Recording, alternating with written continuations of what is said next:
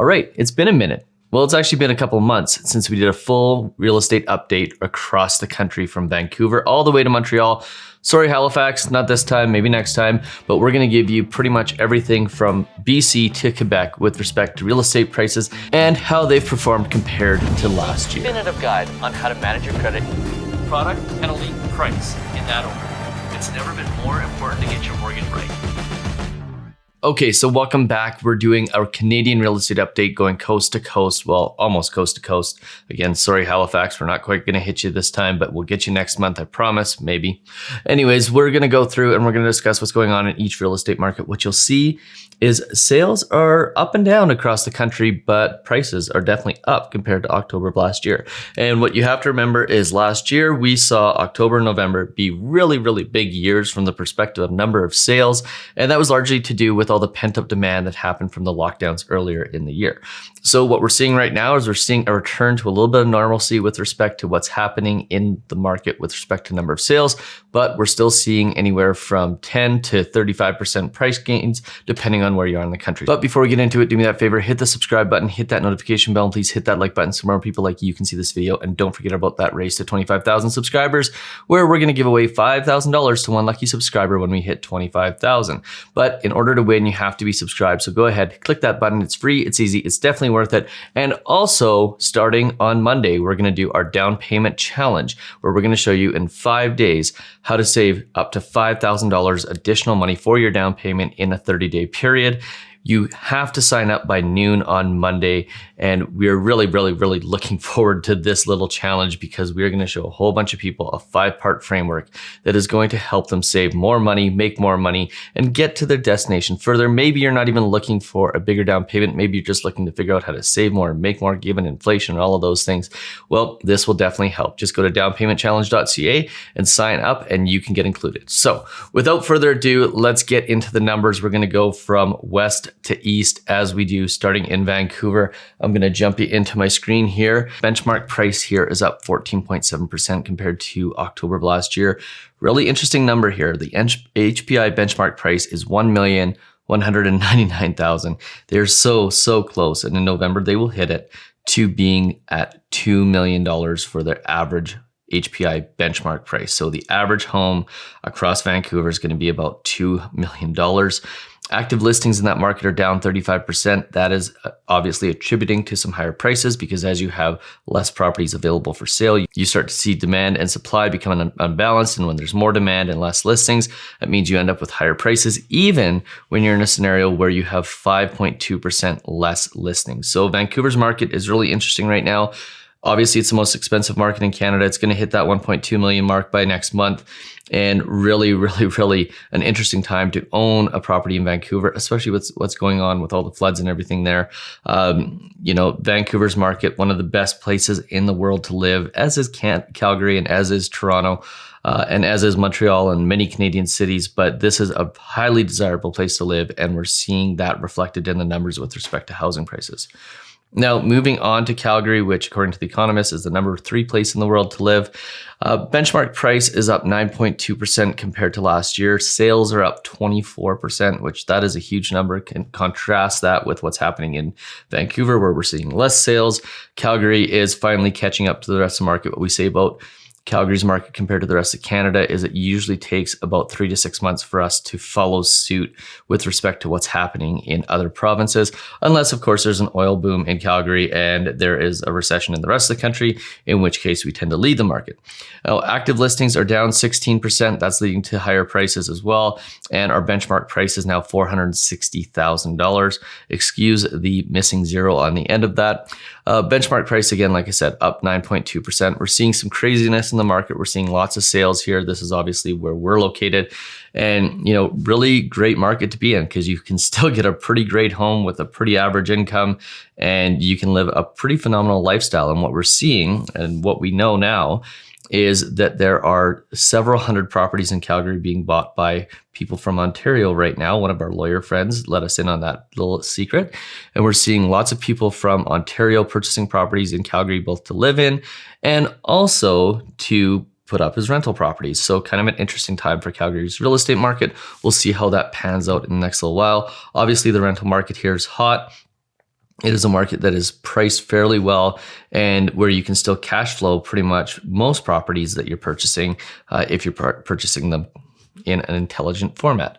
Saskatoon, actually, to be more precise, the numbers that we're going to use going forward are Saskatchewan, broader Saskatchewan numbers. Benchmark price in Saskatchewan is up 9.2%. By the way, congratulations, Saskatchewan Real Estate Board, or Association of Realtors, or whatever you guys are called. You redid your stats package earlier in the year. We thought you weren't updating your stats package anymore. You actually just moved it, and the new stats package is really quite phenomenal. So well done. It looks more and more like the Calgary one, and really, really, really well laid out and easy to digest. So congratulations on that. Benchmark price there is up 9.2%. Sales is down 4.2%. 10% less listings than last year in October, and the benchmark price is at $284,500 for Saskatchewan now, which obviously in areas like Saskatoon, you're going to see a higher benchmark price. In smaller areas, you're going to see a lower one. That averages out pretty much to around that $284,500 range. Really affordable place to live, Saskatchewan is. Getting into Winnipeg. Now, Winnipeg, I'm going to give you a little bit of criticism here. Probably you guys could do a little bit better job with your stats package. Really well-written article with the data buried in it. You could probably use a little bit more visuals when it comes to your stats package. Maybe I'm not finding them if you're in Winnipeg or you're a Winnipeg realtor and you know where that data is and you know where it's easy to find and I missed it. Just let me know in the comment section below. But Winnipeg's data leaves a little bit to be desired. We've talked about them using average detached price as pretty much the benchmark price there, which is not in line with the rest of the country using the benchmark price. But, that's a conversation for another time. Let's just talk about what's going on. Sales are up 18.3% in Winnipeg right now. Active listings are flat, so similar amount of listings this October to last October. And average detached price is now $381,920. I'm not sure where that is compared to last year, but given the Stats Canada numbers and the inflation numbers, I'm going to guess it is about 8 to 9% above what housing prices were last year. So, Winnipeg market, again, still affordably priced like most of the prairie provinces. Great place to live. Got some really good friends there. And the one criticism I have is you guys could probably do a better job with your real estate stats. Now let's get into the Toronto GTA, everybody's favorite market. Definitely the most lively and the most talked about. Benchmark price is up 19.3% compared to last year, so a 20% increase over last year's prices. Sales are down in that market by 6.9%. Total new listings are down by 34.1%. So we're going to start to see some supply shortages in that market again, which could mean going into the new year, we're going to see housing prices climb and climb and climb even more. The benchmark price is $1.155 million, which is just below Vancouver. Toronto keeps trying to catch up to Vancouver on that benchmark price. Haven't quite got there yet. Maybe they will someday. Who knows? I definitely know for me personally, no offense to my Torontonian friends who watch this channel, I'd rather live in Vancouver than live in Toronto, but that's just a quality of life and a quality of living sort of thing. But that Toronto market is definitely a hot one. Moving into Ottawa, we're going to see benchmark price there up 24%. Ottawa's really been one of the hot markets this year. We've got a lot of clients out there this year, and prices have really, really come up there quite a bit. Compared to Toronto, the average residential price is $720,000, so still reasonably affordable in Ottawa right now compared to their Toronto neighbors, but it's still significantly a higher price right now than it was last year in that market. A lot of that's to do with the tech industry, the health industry, and obviously government and whatnot, but really a booming and evolving economy in that town or in that city, which I think is really, really cool. Cool time to live in Ottawa. Last but not least, we're going to Montreal. Median price is up 39%. Sales are down 24%. Active listings down 20%, and median price is now $515,000. Now Montreal is the market that has had probably the biggest run up in prices in Canada.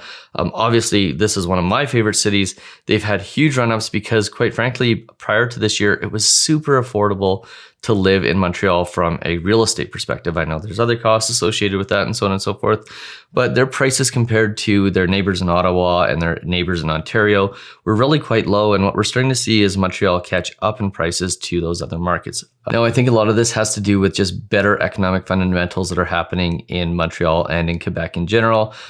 More industry, more things happening, more evolution of the local economy and the industries in the area. So, kudos to Montreal for coming up quite substantially in price. Obviously, if you're living there, things are getting a little bit more expensive, but with a median price of $515,000, it's still fairly reasonably priced to live in Montreal and that Quebec City area for that matter as well. And by the way, you guys have two of the most beautiful cities in the world and definitely two of the most historical cities in Canada.